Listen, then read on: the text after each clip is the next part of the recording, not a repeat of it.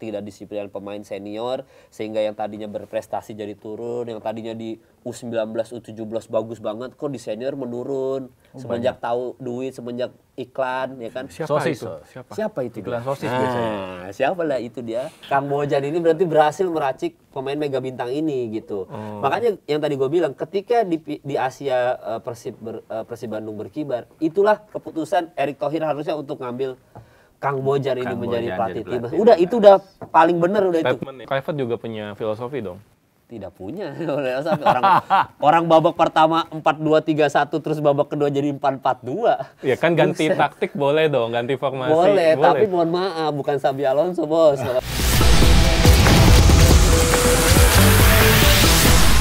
Ya harus paham juga sepak bola Indonesia, di mana sekarang Liga Indonesia ada aturan 11 pemain asing. Bang Kemal ngelihatnya gimana nih? Aturan apa? Liga Indonesia? Iya, 11 pemain asing.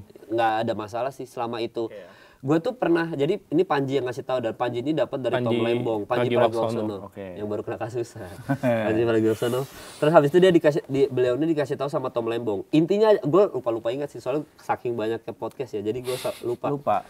Intinya ada Tom Lembong tuh bilang bahwa apa adalah takdir gitu. Gue lupa, ntar gue cek dulu ya supaya gue nggak salah ya. Jadi nasib adalah takdir kalau nggak salah ya. Ini nggak ada sinyal lagi gue. Intinya adalah bentar ya. Gak apa-apa kan bisa di-cut editor ya. Gak apa-apa, aman. Gue cari dulu biar nggak salah nih. Maksudnya biar ini bagus nih soal kata-katanya. Berarti Bang Kemal nih nggak masalah kalau Liga 1 tuh bukan Liga 1, Super League ya? Iya, Super League ada 11. Emang kalau kalian berdua bermasalah dengan itu? Kalau pendapat kalian berdua deh. Satu-satu. Kalau aku sih kurangin lah. Kurangin. Alasannya kenapa mengurangi itu? Jadi nggak ada kesempatan buat itu. Buat pemain lokal ya. Nih kata-katanya Panji dari Tom Lembong ya. Budaya adalah takdir. Itu kenapa sepak bola kita tuh nggak maju-maju. Karena budaya pemain timnas lokal kita beda sama pemain diaspora atau pemain asing. Nah, budaya adalah takdir. Jadi intinya adalah kita tuh sebelumnya tidak pernah memimpikan bisa tembus Piala Dunia kan. Nggak pernah ada mimpi itu sama sekali. Kita selalu fokusnya AFF, Piala Asia paling tinggi lah gitu. Kita nggak pernah kepikiran sama sekali ternyata kesempatan tembus Piala Dunia itu ada. Dan ironinya adalah kesempatan itu muncul ketika pemain diaspora ini pada datang kan.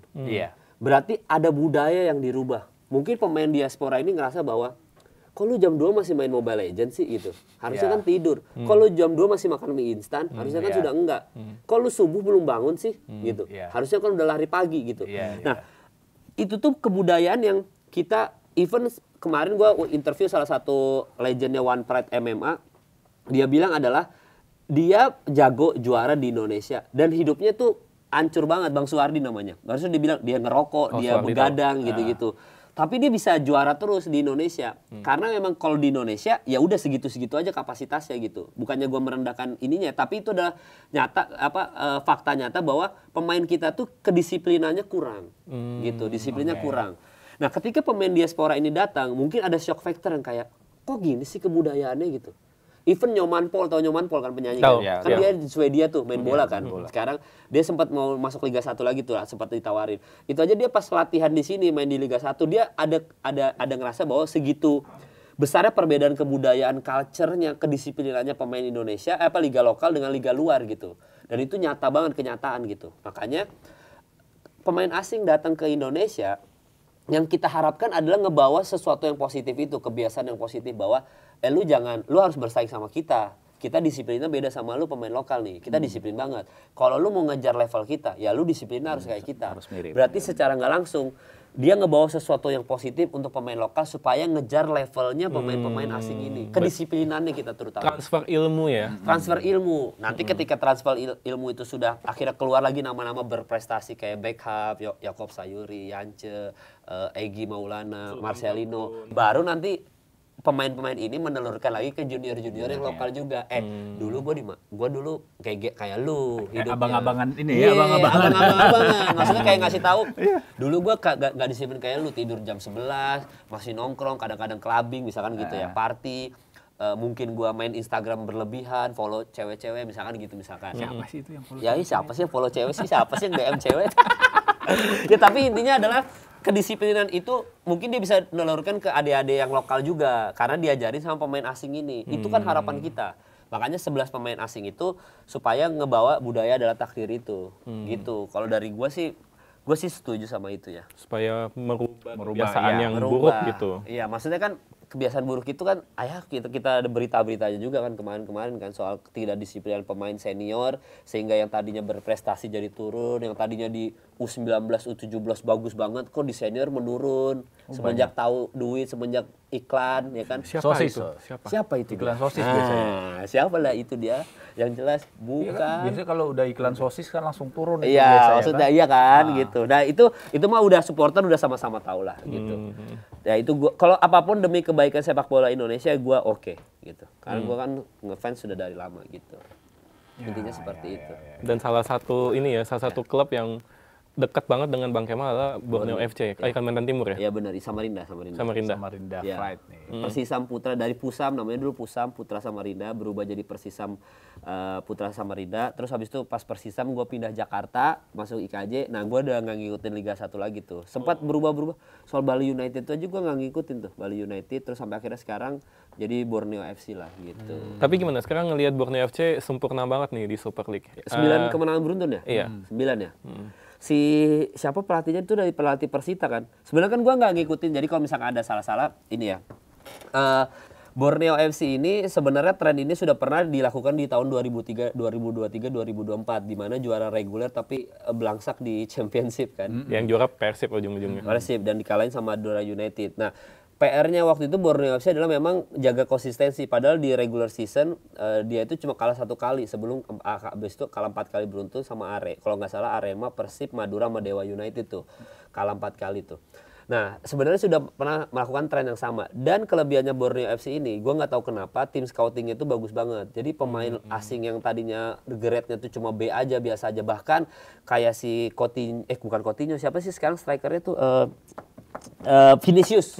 Vinicius itu tadinya sempat latihan sama Persib itu. Di 2020 2021 apa pernah latihan sama satu lagi pemain asingnya Persib namanya siapa gue lupa yang keterima satu pemain itu. Jadi si apa Coutinho ya apa itu benerin aja guys siapa antara Coutinho ada kan dua penyerang baru kan Coutinho sama si Vinicius itu. Sekarang diambil sama Borneo FC malah gacor. Satunya 4 gol, satunya 3 gol.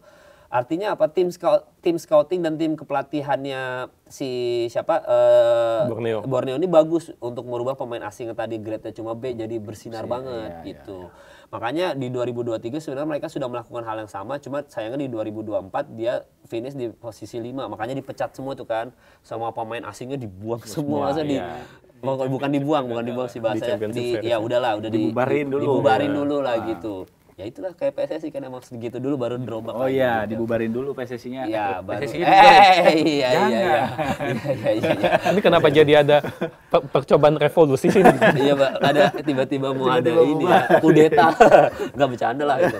Tapi intinya adalah gitu. Nah, si pemain-pemain sekarang ini ada Douglas Coutinho, Vinicius sama Join Felipe Villa tuh yang paling gacor kan. Villa. Yang udah 2 gol 4 assist kalau nggak salah 5 assist gitu. Nah, dari situ tuh permainan ini plus pelatih dari Persita Tangerang ini kan tadinya kan finish di 11 sama Persita. Pokoknya nggak bagus-bagus amat lah. Tapi di tangannya Borneo FC jadi bagus kan. Emang Borneo FC tuh entah kenapa manajemennya bagus. Manajemennya bagus. Pak Nabil ya, Nabil Hussein. Ya, Nabil Hussein. Respect Pak Nabil Hussein. Respect. Mantap memang keren ya Nabil Hussein keren. Iya, makanya gue putra asli Samarinda kan. Makanya setiap kali ke podcast selalu dulu ada podcast Banjarmasin gitu pakai bahasa Banjar. Gue selalu bilang Pak Nabil respect, mohon diundang Pak Nabil. Selalu gitu. Tapi lu bisa bahasa Banjar kan lu? Bisa bahasa Banjar. Hatam. Ya kan besar di sana. Fabio Lefundes pelatihnya. Lefundes ya dari Persita Tangerang. Ya benar. Nah, itu kan Madura. Iya, itu Persita Tangerang kan. Ya udah gitu. Ya itu sih kalau Borneo FC mah karena tren ini udah pernah dilakukan, cuma ya PR-nya konsistensi aja sih sebenarnya. Dan kayaknya bakal bersaing ketat dengan Persib Bandung sampai akhir musim masih sama Persib ke peringkat 4 sekarang kan masih kan. Iya. Peringkat sekarang siapa aja sih? 1-2-nya. Oh nih, Borneo, Malut ya, Maluku Utara. Terus habis itu Persija masih sama Persib kan. Nah, iya masih dari 4 nama ini ya masih itu aja sih kayaknya akan bersaing ya. Enggak tahu Dewa United masih 10 nih. Dewa United masih agak kurang begitu baik. Iya, 13 masih di 13 tuh gitu. Jadi masih itulah anggapnya Borneo FC. Kalau di klub Liga 1 nih selain Borneo yang menurut Bang Kemal oke saat ini siapa? Persib masih oke termasuk. Itu Malut juga gua nggak terlalu mantau sih, tapi kan katanya lagi bagus-bagusnya juga ya Malut ya. Si Tapi Malut tunggu dulu, itu. ini Maluku ini bukan karena gubernurnya yang Sherly Coanda kan makanya bagus kan? Kalau sama dia jadi politik kalau sama dia. Bukan. Bukan ya? Untuk ini kayaknya bukan. Bukan ya? Jangan begitu. Ini netizen bisa ini ya, bisa kasih ini ya, kasih apa namanya, kasih... Enggak, Maluku bagus karena pemainnya oke. Oh, bukan karena Iya. gubernurnya Sherly Ya, Coanda. mungkin Mungkin ya. juga ada pengaruhnya, juga tapi ada. kalau pemain lagi gacor-gacor Karena ada itu. maaf. Yakob Sayuri kan. Yakob Sayuri. Ini kenapa harus gue yang sapuin sih nih? Iya, harus begitu. Malut mah gacor lagi Gacor, Malut ya, United. Terus masih Persija juga. Gue 4 besar ini gue ngerasa baru, apalagi tadi kita ngomongin pelatihnya Persija juga kan, yang dimana siapa si Sousa Mauricio itu, Sousa. kan itu juga bagus gitu. Makanya itu kan salah satu keinginan gue juga dia melatih timnas kita kan.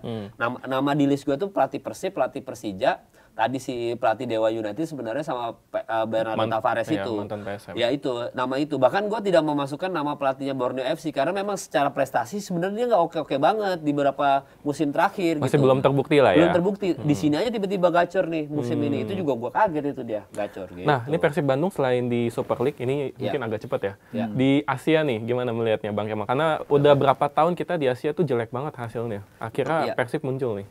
Harusnya Persib ini bisa sih. Maksudnya kan dia udah menang berapa kali tuh. Persib tuh Udah by the time kita syuting ini udah 3 game. Per kita syuting ini kan sebenarnya baru menang lawan Selangor kan, Iya. 2-0. Wah itu kan keren banget tuh. Makanya maksudnya mental juara back to back itu dibawa ke Asia itu sesuatu yang positif ya. Plus sekarang pemainnya lebih gacor lagi kan. Pemain dia kan sekarang, Ada Tom ya Allah itu mau itu pemain. Eliano Reinders. Ada Eliano ya. Ini pemain mega bintang lah maksud gua. Wah, gua ngeliat skuadnya Persib Bandung tuh mewahnya nggak karu-karuan gitu. Jadi harapan kita emang di Piala Asia besar dan potensi itu ada dengan Bojan tadi pelatih Kroasia ini, terus habis itu dengan pemain yang sudah kompak sebelumnya ditambah pemain mega bintang yang mulai sudah kompak, itu kan sesuatu yang positif. Berarti si Pak Bojan karena orang Indonesia. Kang Bojan. Kang Bojan. Kang Bojan ini berarti berhasil meracik pemain mega bintang ini gitu. Makanya yang tadi gue bilang ketika di Asia Persib Bandung berkibar, itulah keputusan Erick Thohir harusnya untuk ngambil Kang Bojan ini menjadi pelatih timnas. Udah itu udah paling bener udah itu. Statement ya. Udah iya itu udah paling bener. Kang Bojan ya. Iya makanya mungkin di hold tuh karena nunggu hasil Asia Oh, ini gitu. dulu kali pasti. Mungkin kan dia bilang masih di hold sampai sekarang. Mungkin. Nah, iya mungkin aja nunggu Bojan ini mungkin Kang Bojan ini. Kalau Gue Kang- sih respect kalau Kang Bojan jadi pelatih kita. Kalau Kang Bojan Hodak respect ya. Kalau Ruben Amorim respect nggak nih di MU nih? Respect lagi lah. Amorim lah. Nah kita kan memang butuh pelatih yang kayak Amorim. Yang tidak mau merubah resepnya dia. Gue maunya begini aja. Pokoknya terserah pemainnya siapa. Pokoknya gue 3 back apa pokoknya gitu terus. Pokoknya formasinya nggak mau dirubah-rubah. Nah harusnya kan pelatih kayak gitu kan. Punya filosofi sendiri yang tidak bisa dirubah. Luis Milla punya filosofi itu. STY punya filosofi itu yang dia tidak bisa merubah formasi dia. Pokoknya saklek di situ aja. Dengan 4-2-3-1 kalau nggak salah Luis Milla. Terus habis itu dengan 3 backnya ini. Bahkan 5 kadang-kadang 5 back kan. Main pragmatis soalnya kan. Punya Patrick Kluivert. Kluivert juga punya filosofi dong. Tidak punya. orang babak pertama 4-2-3-1 terus babak kedua jadi 4-4-2. Ya kan ganti taktik boleh dong, ganti formasi. Boleh, tapi mohon maaf bukan Xabi Alonso, Bos. Mohon maaf, Bos. Kalau Xabi Alonso gue percaya, Bos. Kalau Patrick Kluivert mohon maaf nih gitu. Jangan asal ganti-ganti aja. Kok lu bisa rubah-rubah lagi pemain timnas? Timnas mah jangan banyak perubahan kalau timnas. Timnas tuh udah harus punya formasi langganan. Formasi langganan ini udah kita kunci. Baru pemain yang kita cari, yang kita scouting untuk mengisi timnas sesuai dengan formasi kita. Misalkan kita 4-2-3-1, udah kita kunci. Ya kita cari 4 back ini siapa, yang paling bagus di klub mana, yang kita panggil nih mengisi itu. Bukan tiba-tiba, ini gacor. Oh gacor ya? Oh tapi dia main 3 back. Oh iya kita timnas kita ganti 3 back. Masa begitu timnas? Aneh banget. Kalau klub mah nggak apa-apa. Real Madrid memang butuh menyesuaikan pemainnya, lagi ada siapa, ada Trent Alexander-Arnold, ada siapa, boleh menyesuaikan. Klub bebas gitu. Kalau timnas mah nggak bisa. Kayak benci banget nih sama Kluivert nih. Bukan cuma gua, semua supporter semua benci sama dia gitu. Karena dia yang menggagalkan kita lolos Piala Dunia, gila. Bahkan apa yang ya? milih kan bukan yang Ya siapapun yang memilih itu. Yang pilih dia. Ya Pak Erik juga lah, lagi kan. Makanya ada Pak Erik Thohir out juga lah gitu. Tapi kita masih dukung ya. Erick Thohir ya? Masih lah. Gue masih ngasih kesempatan untuk Pak Erick. Maksud, tapi kalau nanti setelah pemecatan Patrick Kluivert ini penggantiannya juga blunder, itu baru kita bisa Ngomong yang lain ya. out bisa. Tapi kalau ini masih ngasih.